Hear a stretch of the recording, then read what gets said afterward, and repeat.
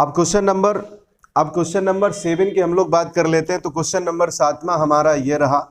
मान लेते हैं सबसे पहले माना y इक्वल टू लिख रहा है अंडर रूट के अंदर अंडर रूट एक्स ई की पावर अंडर रूट एक्स। करना क्या है, और एक और काम दे रखा कि x is greater than 0, x का मान जो होगा वो 0 से बड़ा है, x इज ग्रेटर देन 0।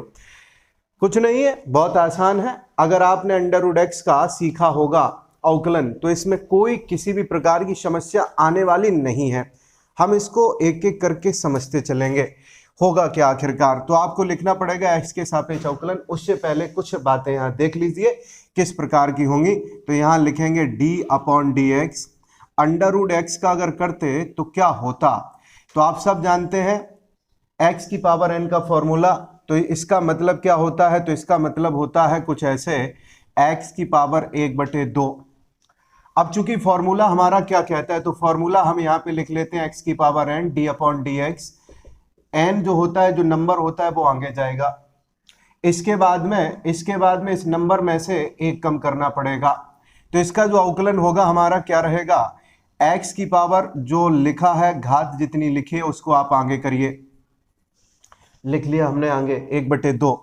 इसके बाद में x फिर से हमने लिख लिया। n का मतलब कितना है, तो 1/2 और -1 कर दीजिए, -1 कर दीजिए। फॉर्मूला देखते चलिए।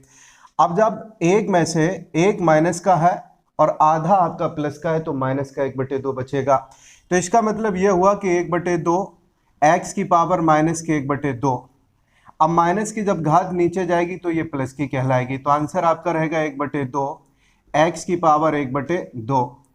आप इसको कैसे लिख सकते हैं, तो आप इसको इस प्रकार से भी लिख सकते हैं 1/2 अंडर रूट एक्स। मेरे कहने का मतलब यह हुआ कि जब आप अंडर रूट एक्स का अवकलन जान पाए, अच्छे से जान पाए, तो इसके अवकलन में हमें किसी भी प्रकार की कोई दुविधा नहीं होनी चाहिए। अब प्रश्न के ऊपर आते हैं। यहाँ हम लिखेंगे x के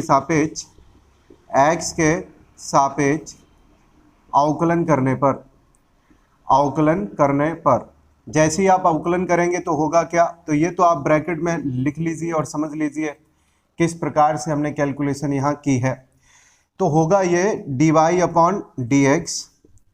अंडर रूट जब आप हटाएंगे तो यहाँ सबसे पहले 1/2 आएगा। ठीक है, 1/2 हमने लिख लिया 1/2। अंडर रूट के अंदर जो भी बात है उसे भी आपको लिखना पड़ेगा। तो आप यहाँ अंडर रूट के अंदर जो भी बात है उसे आप लिखिए। तो हमने लिख दिया e की पावर अंडर रूट एक्स।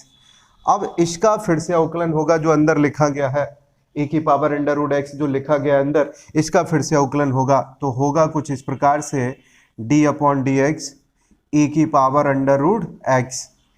अब फिर से e की पावर x का e की पावर x होता है, फिर x का करवाएंगे तो फिर आंसर कुछ दूसरा आएगा। अब देख लेते हैं ऊपर किस प्रकार की व्यवस्थाएं हमारी रहेंगी।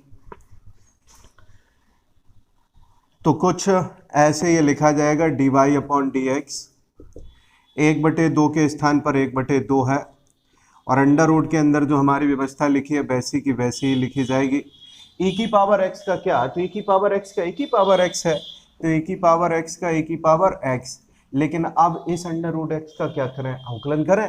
तो अवकलन आप जब करेंगे d/dx अंडर रूट x, हमें कहाँ पहुँचना होता है, तो x के पास, जिसका अवकलन चाहिए वहां पहुंचना है। इसीलिए अब ये हमारा अंतिम स्टेज होगा। अंडर रूट एक्स का भी हाल हमने आपको करके बताया था क्या होता है, तो आप अच्छे से जानते हैं, भली भांति जानते हैं।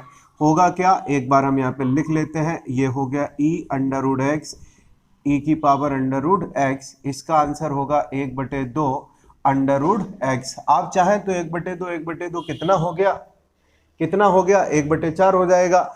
आप इसको और इसको अगर काटना चाहते हैं तब भी ये कैंसिल आउट हो जाएंगे। किस प्रकार से कैंसिल आउट होंगे, तो देखिए 1/, ये हो गया कितना 4, 2 और 2 अंडर रूट एक्स आपने लिख लिया। इसके बाद में अगर हम कहें कि इसका मतलब 1/2 घात है, e की पावर अंडर रूट एक्स पे घात ऊपर 1 है, तो 1 ऊपर घात है और आधी नीचे घात है, तो क्या बचेगा।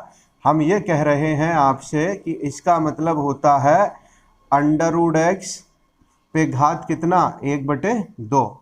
इस अंडर रूट का मतलब हमने कुछ ऐसे लिख लिया। और इसको आप अगर लिखना चाहें e की पावर अंडर रूट एक्स को दो जगह ऐसे लिख सकते हैं, आधी घात और आधी घात अलग अलग करके।